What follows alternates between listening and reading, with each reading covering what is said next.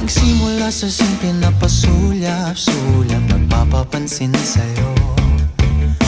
Umabot sa palitan ng mga mensahe, kilig na kilig ako.